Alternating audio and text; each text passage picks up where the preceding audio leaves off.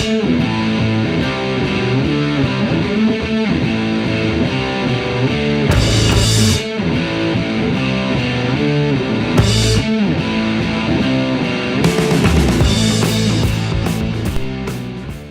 guys, welcome back to Stronghold with another project. Today we're going to be making a rustic caddy out of some reclaimed pallet wood and some old fence pickets.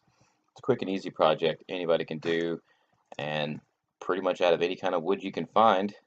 It's a handy little carrying case for art supplies, for tablets and cell phones, and even a six-pack of beer, depending on how big you make it. I'm using an old paint can to get the nice curve at the top of it, but you could use pretty much anything you can find, or even make it the corners a little sharper. I've seen some people do that.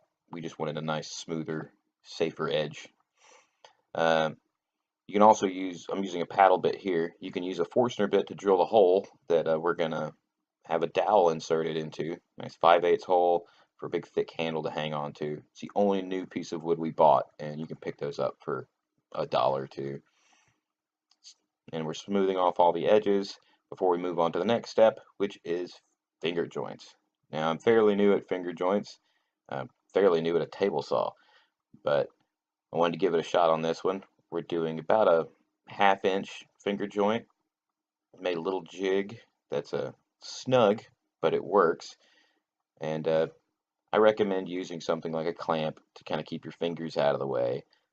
And by all means, if you're not comfortable with your fingers near a table saw, find some clamps, find some sticks, find some tape, whatever you need.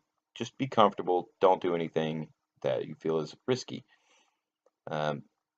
These are real hard to kind of fine tune, but once you get the jig down, they're great. You can just knock them out. As you can see here, you just make a cut, pop it over, test fit, and once I was happy, I went on and knocked out the base as well. And all these are made out of, again, out of fence pickets.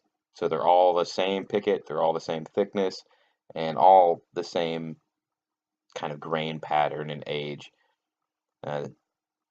Here I am picking out of my variety of pallet woods that I've accumulated over the years, and any opportunity I have to thin that out is great, but you got to find the right one for each project.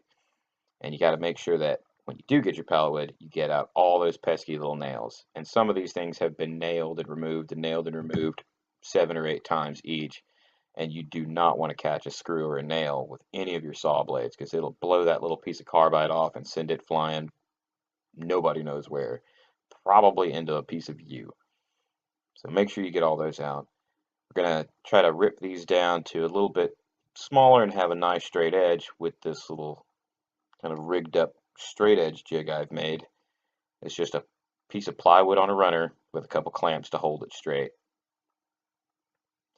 And just kind of get those small enough so that I can fit them through the table saw to rip them down to a smaller thickness.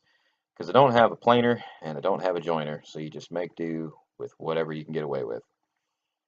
And I'm going to rip these down to about 1/4 inch, maybe a little bit bigger, maybe 3/8. Again, it's rustic, so we don't have to be very specific on sizes. Just, again, be careful. If you're not comfortable, don't do it. You can always go find some thinner pieces of wood somewhere else. And to trim the little side panels down, we just set a stop block on the miter saw and chopped up a few of them. Got a few extras, maybe we make another one later. So while you got the stop block, knock a few out and sand them all down, get the edges done. And we're going to go ahead and do some glue up. And again, these are tight fit, glue squeezing out everywhere. I used some corner clamps just to ensure that everything was straight. And again, with these finger joints, you want to make sure your blade height's right, or you're going to spend a long time shaving off the little nubs. And we just sanding for days on this, trying to get those nice and clean. But again, a little bit of forethought, good blade adjustment, you'll cut down a lot on your sanding. And we used an air nailer to hold these little side pieces on, but you could just as easily do this by hand with a couple little brad nails. And then finally the stain. This is my favorite part because I don't have to do it. I always hand it over to Lady Stromboli because she does such a great job. And this is a urethane mix stain because we're not sure where this is going to end up. So thanks for watching, guys. Hope you enjoyed it.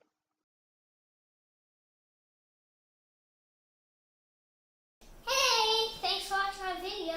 We hope you enjoyed it and maybe it even inspired some of you to try something new. If you liked it or even if you didn't, hit that thumbs up. And don't forget to subscribe and hit the little bell button so you don't miss out on Stronghold videos. Thanks again.